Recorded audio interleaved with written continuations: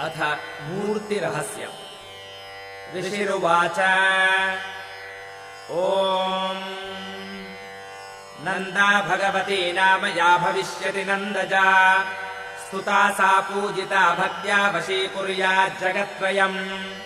कनकोत्तमकान्तिः सा सुकान्तिकनकाम्बरा, देवी कनकवर्णाभा कनकोत्तमभूषणा, कमलाङ्कुशपाशाब्जैरलङ्कृतचतुर्भुजा, इन्दिरा कमला लक्ष्मीः सा श्रीरुक्माम्बुजासना।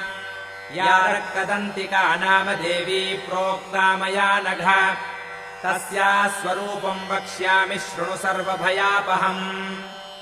रक्ताम्बरा रक्तवर्णा रक्तसर्वाङ्गभूषणा, रक्तायुधा रक्तनेत्रा रक्तकेशातिभीषणा, रक्ततीक्ष्णनखा रक्तदशना रक्तदन्तिका, पतिम् नारीवाणुरक्ता देवी भक्तम् भजेज्जनम्।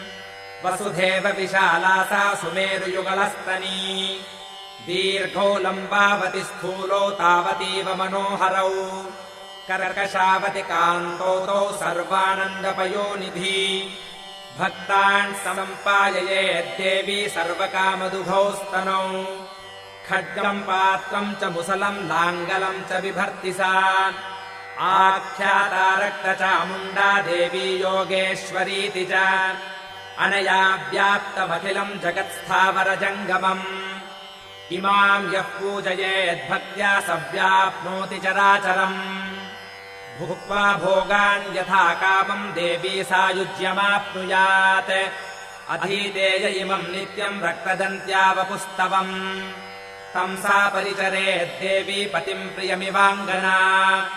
शाकम्भरी नीलवर्णा नीलोत्पलविलोचना, गम्भीरनाभिस्त्रिवली विभूषिततनूदरी, सुकर्कशसमोत्तुङ्गवृत्तपीनघनस्तनी, मुष्टिम् शिलीमुखा पूर्णम् कमलम् कमलालया, पुष्पपल्लवमूलादिफलाढ्यम् शाकसञ्चयम्, काम्यानन्तरसैर्युक्तम् क्षुत्रुन्मृत्युभयावहम्।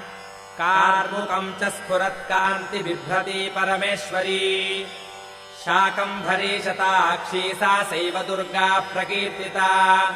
विशोकादुष्टदमनी शमनी दुरितापदाम्, उमा गौरी सती चण्डी कालिका सा च पार्वती। शाकम्भरीम् स्तुवन् ध्यायन् जपन् सम्पूजयन् नमन्, अक्षय्यमश्नुते शीघ्रमन्नपानामृतम् फलम्। भीमापि नीलवर्णा सा दंष्ट्रादशनभासुरा, विशाललोचना नारी वृत्तपीनपयोधरा। चन्द्रहासम् च डमरुम् शिरः पात्रम् च बिभ्रती, एकवीराकालरात्रिः सैवोक्ता कामदा स्तुता।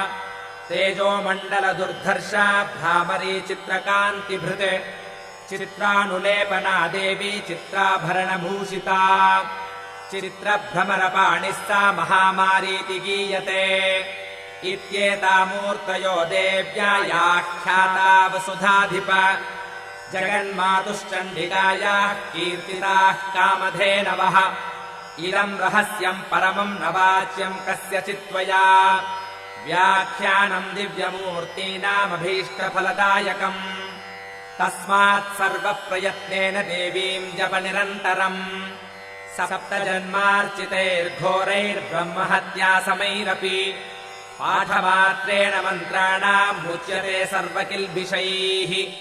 देव्या ध्यानम् मया ख्यातम् गुह्याद्गुह्यतरम् महत्, तस्मात् सर्वप्रयत्नेन सर्वकामफलप्रदम्।